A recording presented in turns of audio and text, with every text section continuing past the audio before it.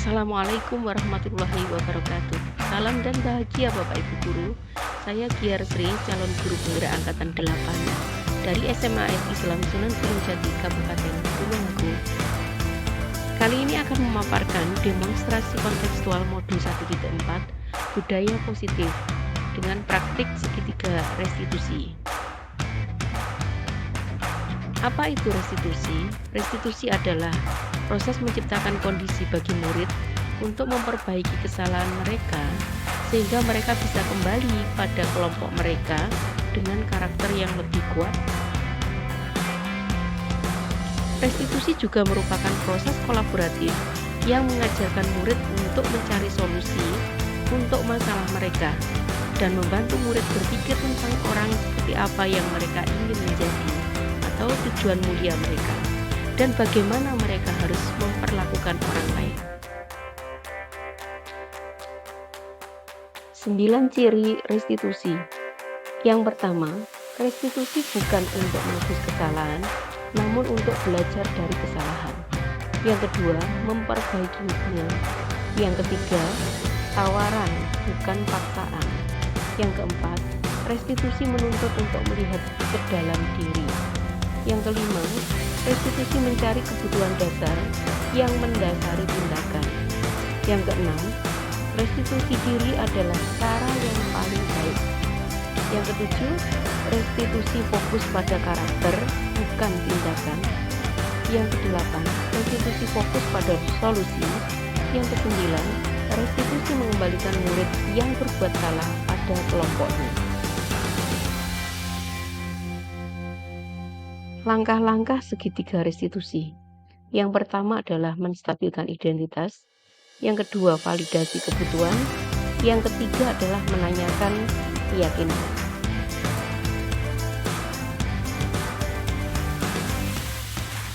Skenario restitusi.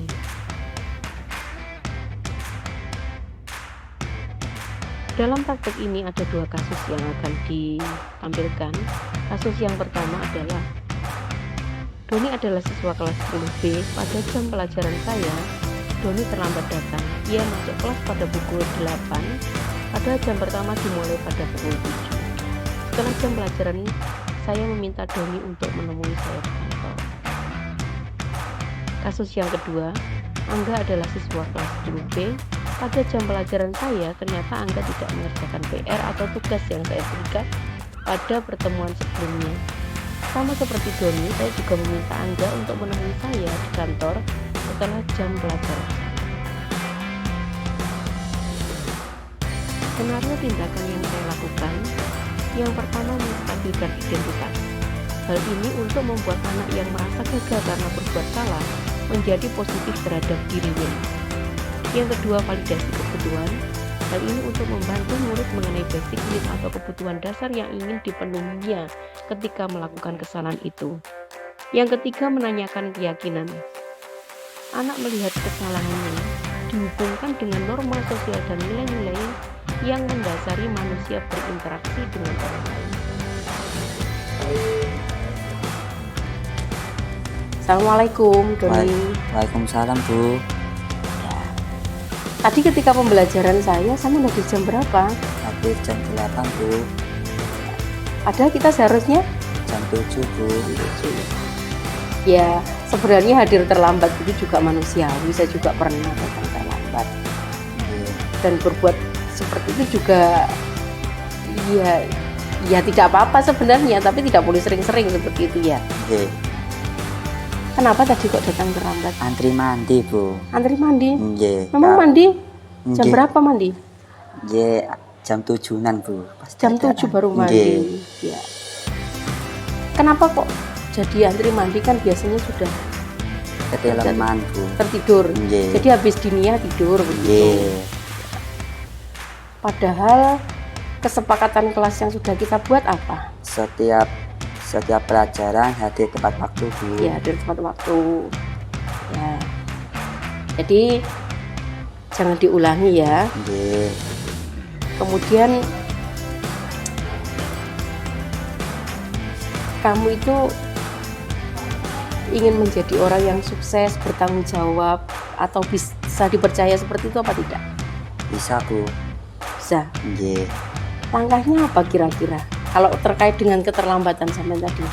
Ya hadir tepat waktu Bu. Hadir tepat waktu. Nggih. Ya kan tadi sebabnya terlambat tadi kan antri mandi. Nggih. Kira-kira untuk menyelesaikan supaya tidak antri mandi, tidak terlambat begitu bagaimana? Mandi subuh Bu. Subuh jam berapa itu kira-kira? Jam 3 dan jam 4-an. Jam 4 gitu. Kalau Nggih. jam segitu belum antri, Dereng, sepi Bu. masih sepi. Nggih. Berapa orang yang di asrama itu? Kira-kira Banyak Bu. banyak. Nggih. Tapi kalau pagi memang masih sepi ya. Nggih. Ya. Jadi solusinya tadi apa? Solusi mandi subuh. Mandi subuh. Nggih. Terus setelah dunia tidak tidur. setelah dinia tidak tidur. Nggih. Jadi dua ya. Yang pertama Nggih. mandi ketika subuh. Yang kedua setelah dinia tidak tidur. Nggih. Jadi supaya bisa hadir Tepat waktu. tepat waktu begitu ya. Sudah. Jadi saya tadi hanya ingin meminta klarifikasi dari sampean. Kalau langsung di kelas nanti kan di depan teman-teman yang lain kan juga tidak enak gitu. Nggih. Artinya saya ingin tahu sebenarnya alasan sampean datang terlambat itu apa. Nggih. Ya sudah, sekarang sampean bisa kembali ke kelas lagi. Nah, terima kasih. Nggih. Untuk hari ini saya akhir ya. Nggih, Untuk teman pangapunten ini. sekathah-kathahipun Bu, lawan kesalahanipun. Iya, sama-sama. Matur suwun. Assalamualaikum. Waalaikumsalam warahmatullahi wabarakatuh. Assalamualaikum, Mangga. Waalaikumsalam Bu. Iya. Tadi hadir jam pelajaran saya. Hadir Bu. Terus apa alasan kira-kira kenapa saya panggil ke sini? Enggak tahu Bu. Enggak tahu. Enggak tahu. Tadi mengerjakan PR apa enggak? Enggak Bu. Tidak. Iya. Ya sebenarnya kadang-kadang tidak mengerjakan PR itu juga manusiawi. Saya juga pernah melakukan hal seperti itu begitu. Karena tidak ada manusia yang sempurna. Tapi kan kita harus belajar begitu. Kenapa sampai tadi tidak mengerjakan PR? Males Bu. Malas. Iya. Hanya malas begitu saja, tidak ada penyebab yang lain. Enggak. Apa tidak ada waktu luang ketika malam begitu? Ada Bu. Terus untuk kegiatan apa? Untuk kegiatan ngopi sama teman-teman Bu. Ngopi sama teman-teman. Iya. Ya, sosialisasi itu bagus, tapi kita harus bisa membagi waktu begitu ya. Bersosialisasi itu bagus. Tidak harus oh ini karena harus mengerjakan PR berarti kita enggak main sama teman-teman, ya tidak. Tetap kita bisa bersosialisasi sebenarnya. Nilai-nilai apa yang sudah kita sepakati di awal pembelajaran dulu, awal semester? Menjadi anak yang rajin Bu. Rajin, berarti harus mengerjakan Harus mengerjakan tugas. tugas. Iya. Ya. Kira-kira saya untuk menjadi orang sukses apa tidak? Ingin Bu. Bertanggung jawab, bisa dipercaya? Iya Bu. Kalau ingin menjadi orang yang sukses, bertanggung jawab, bisa dipercaya, berarti sampean harus bisa merubah sikap sampean. Kira-kira apa yang bisa kamu lakukan untuk memperbaiki tadi?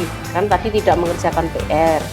Kalau sekali ya mungkin masih manusiawi, tapi kalau terus-menerus, ya kira-kira apa yang bisa sampean lakukan?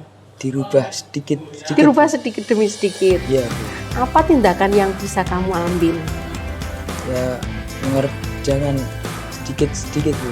Mengerjakan. Kira-kira kapan waktunya mengerjakan itu? Tadi kan kalau malam biasanya ngerumpi, ngopi. Iya. Ya siang kalau nggak ketiduran Bu. Siang kalau tidak tiduran ya diusahakan, ya Ya. dikerjakan. Gitu. Jadi dikerjakan dulu begitu. Iya Bu. Ya. Terus kalau misalkan di siang tidak selesai, kira-kira yang dilakukan apa? Nanti malamnya Bu. Nanti malamnya. Iya. Ya. Terus ya. Jadi ibu tidak memarahi sampean ya. Iya Bu. Hanya ingin apa yang bisa sampean lakukan untuk memperbaiki tindakan sampean tadi. Ya. Iya. Tetap semangat belajar matematika ya. Semangat Bu. Besok hadir lu ya jam pelajaran saya. Insya Allah Bu. Insya Allah. Ya sudah, terima kasih. Silakan kembali ke kelas lagi, ke pelajaran berikutnya. Ya. Assalamualaikum warahmatullahi wabarakatuh. Waalaikumsalam warahmatullahi wabarakatuh.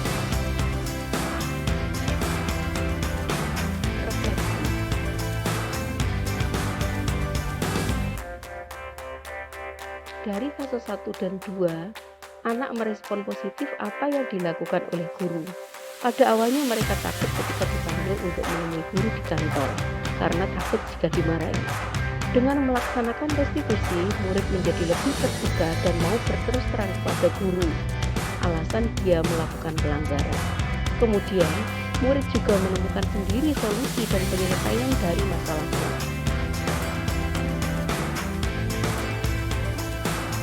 Demikian pemaparan dari saya tentang demonstrasi kontekstual Logni 1.4. Terima kasih. Salam dan bahagia. Wassalamualaikum warahmatullahi wabarakatuh.